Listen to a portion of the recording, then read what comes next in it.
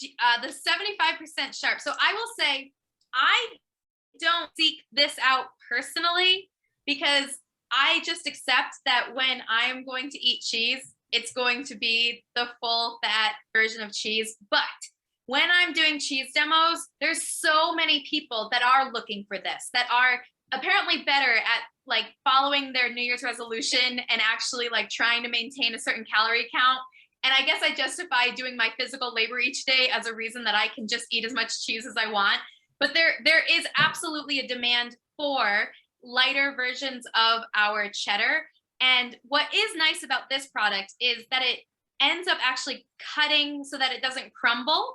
And so if you are doing like a cheese box for your kid, or if you're doing a charcuterie board and you just don't want to deal with having little pieces of cheese break off, which cheddars tend to do, these lighter cheeses ended up being a really good way around that. And actually a cool thing might be to put some light cheddar on your charcuterie and see if people even notice. Like maybe they're going to eat it thinking that they're really like going gangbusters. And in fact, it's actually a lighter version.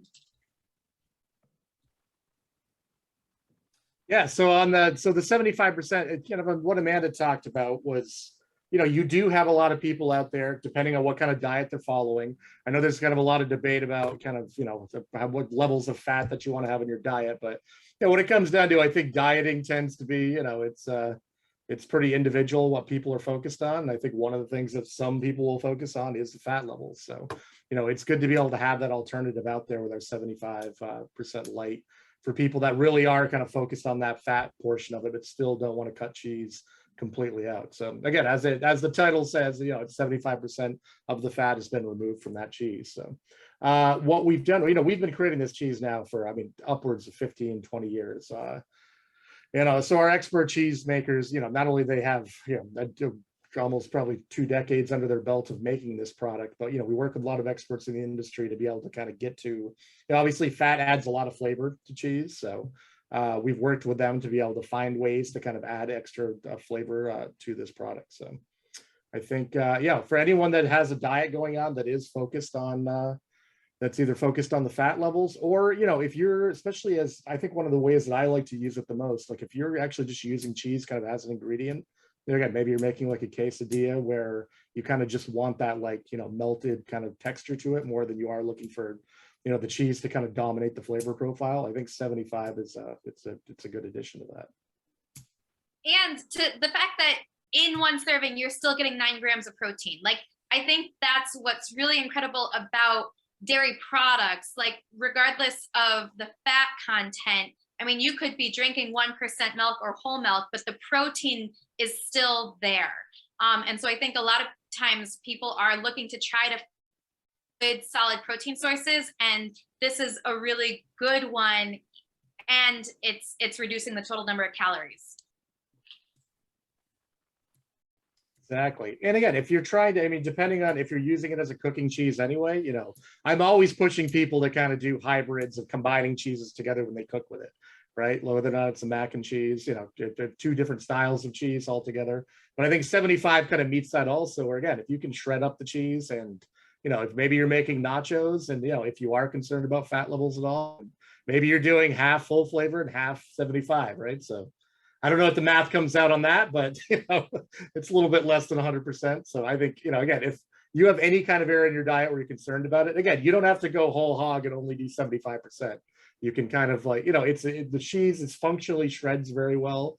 So feel free to kind of combine it with some other cheeses also. All right.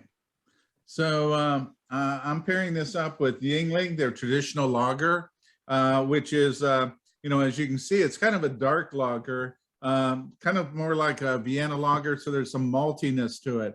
So because it's not as sharp as the others, it's you know, it has a little bit of tang, but I really wanted to bring up the maltiness to it.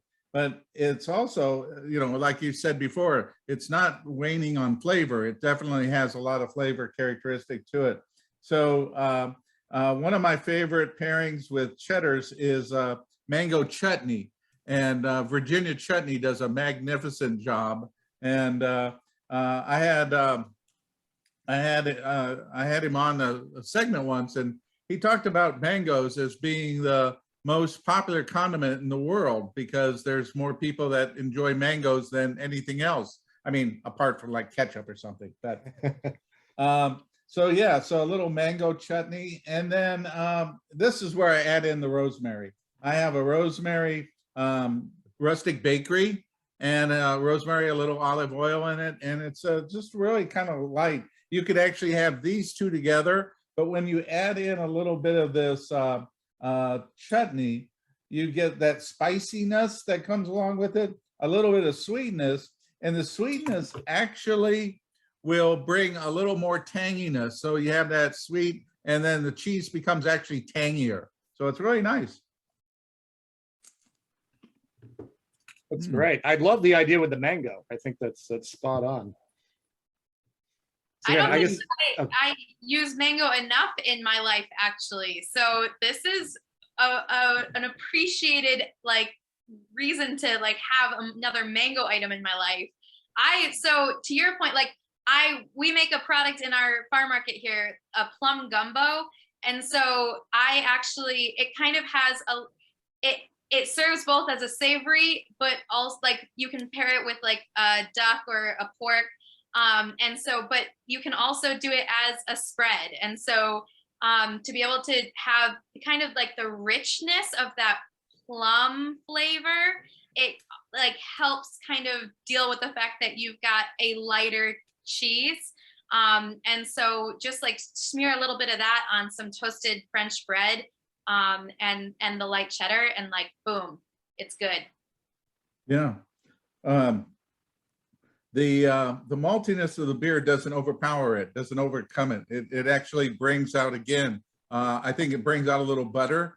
There's a little more buttery addition that actually sweetens the flatbread up a little bit, and then you get that nice tang coming in there. So it's really a nice combination of flavors, and the cheese and the beer just work really well together just by themselves. that's great. I'll have to try that combination. Yeah, right now, I think when I think back on times where I've had 75 when it comes to usually, I mean, I think I've like times where, it's a nice hot day out and you're drinking like a Prosecco and, you're snacking on something like, apples or, grapes, something that's not too overpowering where you don't want anything not overpowering, and just having like a nice light 75 that's only a couple of months old, a little bit of flavor, I think always tends to do pretty well. Yeah, I think that the advantage that you have here is that it is what it is that the flavors are all there. You're really not sacrificing this. I did tacos the other night, and I used half of this and then half of the Sirius because I don't really want to have that much tanginess, but I want to have all the cheddar flavor. And I had all the cheddar flavor, and it was just a nice combination of the two together.